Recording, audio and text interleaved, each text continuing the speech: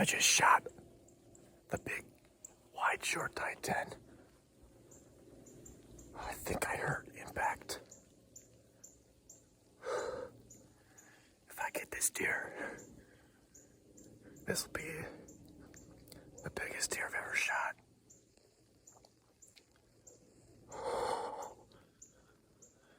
I'm pretty sure I heard impact. He stopped right in this opening. He stopped right there. It's about 20, 25 yards.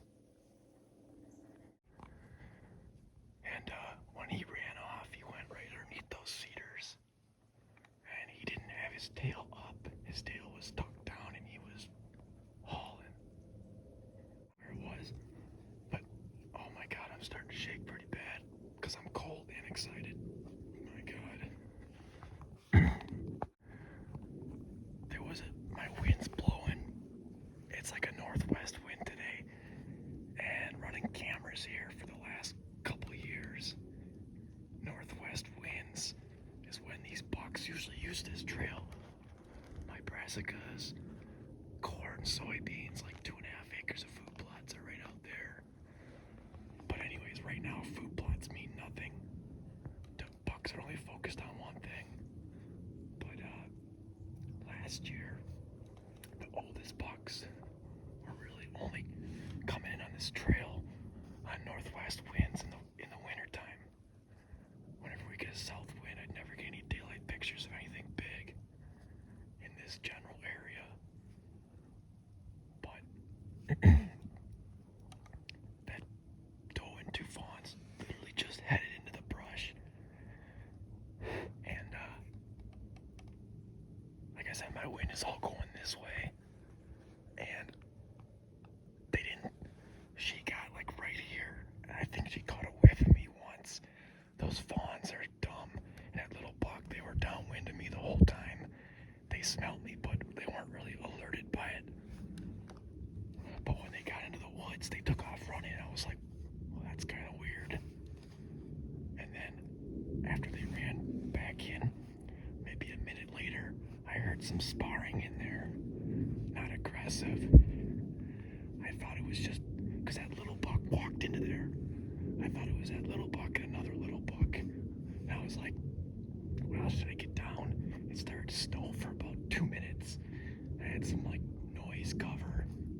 Thank God I didn't, because it stopped. And then right after the sparring stopped, it was like a buck like coughing, like a and I could tell it had some it sounded like something big. It didn't sound like a little one, like that little buck I saw. And then honest to God, a couple of seconds later, the thing started walking out. And when it got to the opening here, I immediately knew which deer it was. I have one shot off that deer from 2 years ago in my soybean food plot. He's a buck that, I guess, yeah, this is probably the most daylight pictures I've had of him. I got 2 daylight pictures of him this year that I know about on my cameras. The 31st and the 1st. But last year, no daylight pictures whatsoever until like the 25th of January. I had one daylight picture right here on this same trail that he was gonna head up on. And the year before that, when he was a 2-year-old, I don't think I had too many daylight pictures as well. Maybe down here by the hill. I think I had a couple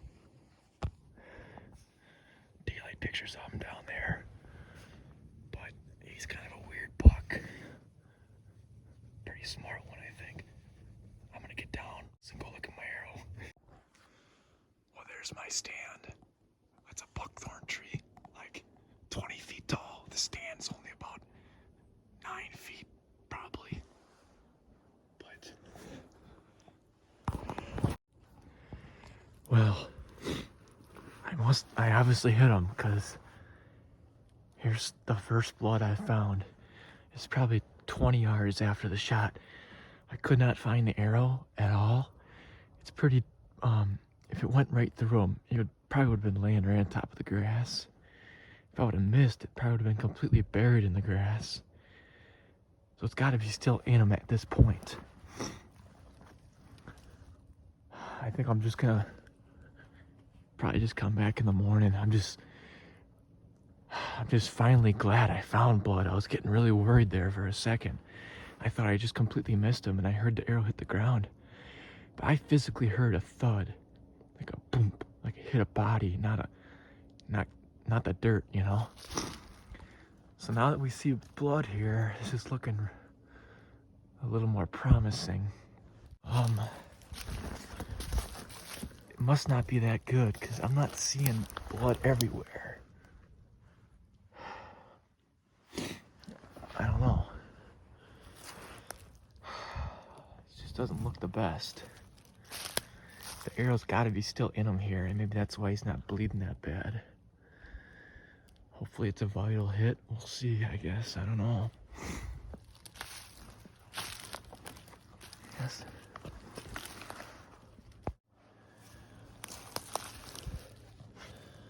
Right here, some more blood.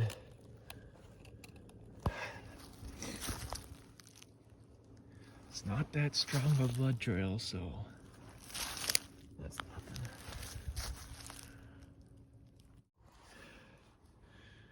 Right here, I'm maybe like 30 yards further than where I saw that first blood. Looks like he laid down here. It's really bubbly, like it's got to be lungs, hopefully. It's pretty bright red too. And when I first started getting in here by that cedar tree, right before I found that first blood, I did hear something take off and it went further in. So I think this is probably where I should leave it for the night, but I don't want him to... I think I hear something up there. I don't want him to lay down and stop the bleeding if it's not a super bad hit, but God, with this much blood, you'd think he would die eventually. I don't know what to do. Right here he runs this way.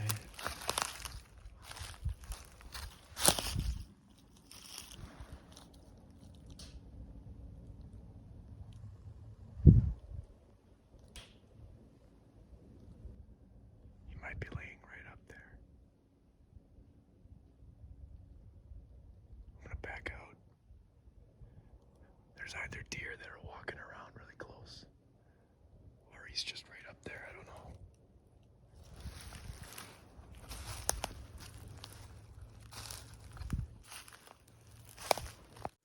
Oh, such a relief.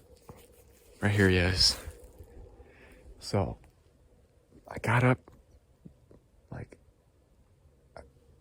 the first bed was like the one you saw last night. That was probably 150 yards back. And we followed the blood trail about 50 yards last night, and it was just speck. And then I got up to where we left off last night. Same thing, speck for about another 50 yards. And then I found the arrow. It must have been a second spot where he laid down. It didn't look like he laid there long, because there wasn't a whole lot of blood there, but the leaves were a little crushed down. And then right after that, there was no blood whatsoever. So I was getting really worried. And I found like one speck here, one speck there. Like, I found like 2 specks of blood in like 10 to 20 yards. I was going really slow, looking ahead. But at the same time, I was thinking, Jesus Christ, this deer's gone. There's no way I'm ever going to find it. And then I just look up like 40 yards and I see a beam sticking up. Something, it's sitting right here in the sun. And I was like, that looks like a rack. And I got a little closer, and sure enough, this is the nicest deer I've ever shot.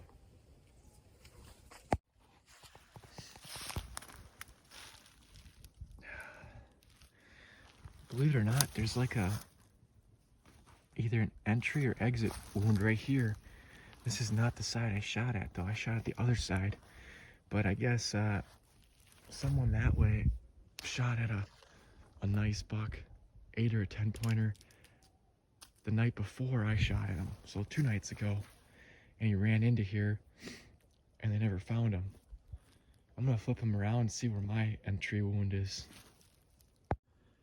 Well, I guess that was my my entry wound. It was way further back than I thought. Probably more of a artery hit than anything. Probably some guts. That's probably further back than the liver, but man, when I first seen him, his first bed, I was really bright red and bubbly. So I don't know, that was kind of confusing there.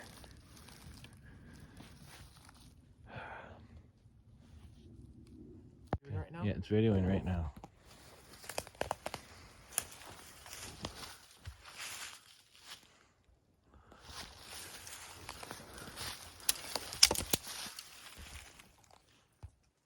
Alright, let's zoom out a little bit. Let's see what that looks like.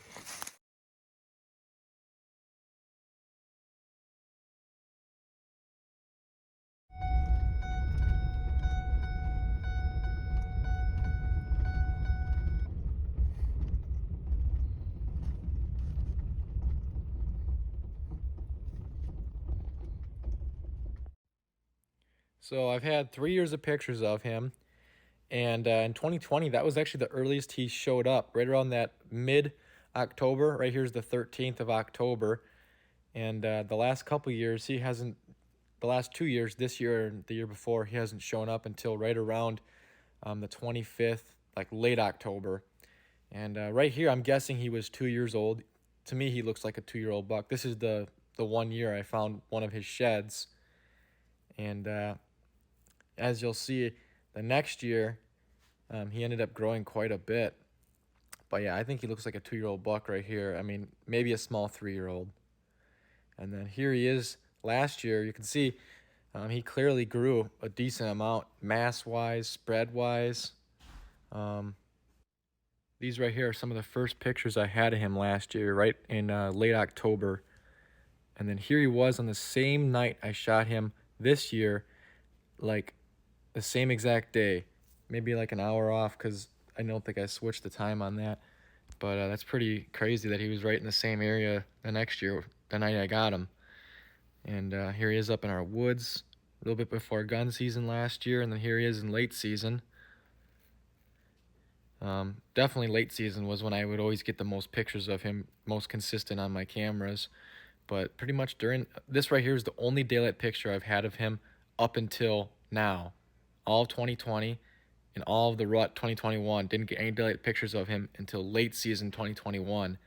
So he was definitely not hanging around too often.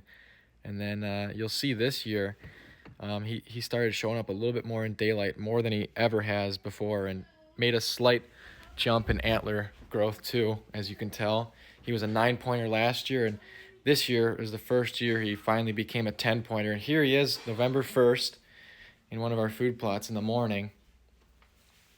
And my dad was actually hunting out there November 1st that morning, but just in a different stand. And then here he is on the 31st of October, right at the bottom of our hill in daylight. So kind of that same time frame as the first, just the night before, obviously. And I'd say this year, I mean, I had him probably on camera, like I said, more in daylight and probably more at night than ever before too, which is kind of maybe the reason why I got him, because he was just in the area a little bit more, and I just was there the right day that he came out. And this is the morning I shot him, 50 yards from where I shot him in that same food plot. So, and right at the end here, here's a quick, good little comparison of how he grew and what he looked like the last 3 years. And I'm thinking he's probably at least 4, possibly 5.